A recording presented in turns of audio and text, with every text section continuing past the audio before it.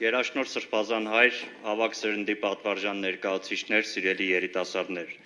Այսօր մենք մեր պատմության նշանակալի հաղթանակներից մեկի, Բերդաքաղաք Շուշիի փառահեղ ազատագրումը նշելու եւ նրա ժամանակավոր կորստի ցավը մեր մտքերում ու սրտերում տանելու երկության մեջ ենք։ 33 տարի առաջ այս օրը կրտսեր ու ավագ իրենց հողի համար կռիվ տվող մարդիկ խիզախեցին ու կերտեցին պատմության համար անմոռանալի սխրանք։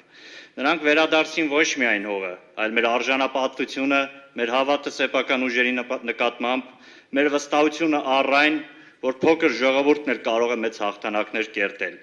Եթե կրում է իր մեջ այդ կամքը, ինքնակազմակերպվում է եւ գնում է գերադաս նպատակի հետևից։ Շուշին մեր ոգու, մեր պատմության ու մեր պայքարի խորհրդանիշն է։ Շուշիով ուժեղ էինք, առանց Շուշիի նույնը չենք, պետք է ձգտենք դառնալ նույնը։ Մեր օրերում ծանր կորուստներից հետո անցյալի այսպիսի հաղթական էջերը շնորհավորելու մեջ եւս նպատակ կա։ Մոռացիան չտալու, հպարտանալու, օրինակ վերցնելու, հնարավորը անհնարինից զատելու, ետ բերելու նպատակ։ Առաջնահերթություն, որը պետք է քաղաքական կամքի ու համառ աշխատանքի արդյունքում ձևակերպվի որպես համազգային նպատակ։ Իսկ մեր օրերի երիտասարդության ստվար խմբեր այդ ճանապարհին կարողունակ են։ Առնվազն հաղթահարել են ամենաբարձր, անտարբերության ու ընկճվածության պատը։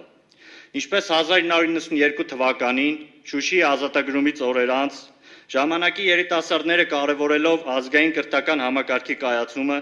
որոշում են կայացնում Շուշիի թեմական վարժարանի վերաբացման մասին, որն իրականացվում է Հայ հեղափոխական դաշնակցության Նիկոլ Աղբալյան ուսանողական միության ջանքերով։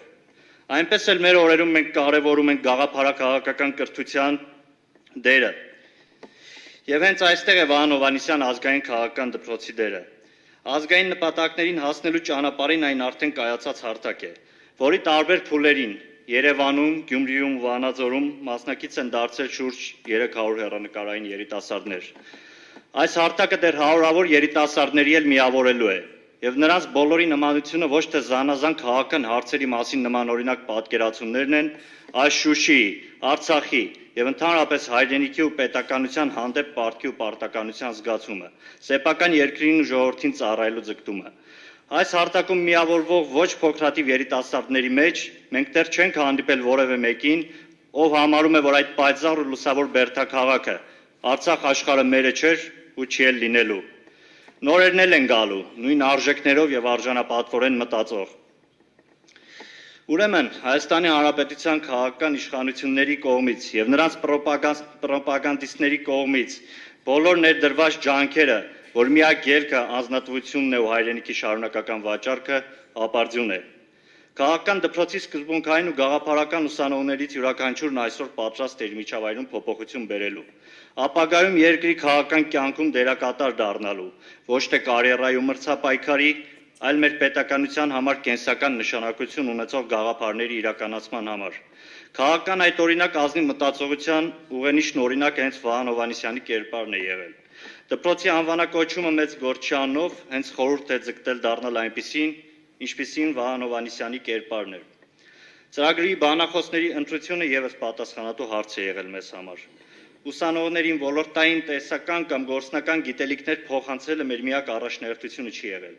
Կարևորել ենք նաև ընտրված բանախոսների թե վաստակը, թե բարոյական նկարագիրն ու օրինակելի կերպար ու ընկերների համար։ Բոլոր դեպքերում դա ստացվել է։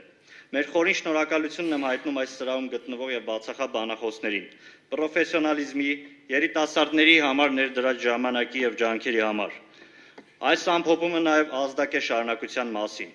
Առաջիկայում ծրագիրն ավելի բարելավելու եւ որպես կայուն ու երկարաժամկետ քաղաքական կրթական հարթակ երիտասարդների համար բաց լինելու մասին։ Վերադարձ լինելու է, շնորհակալություն։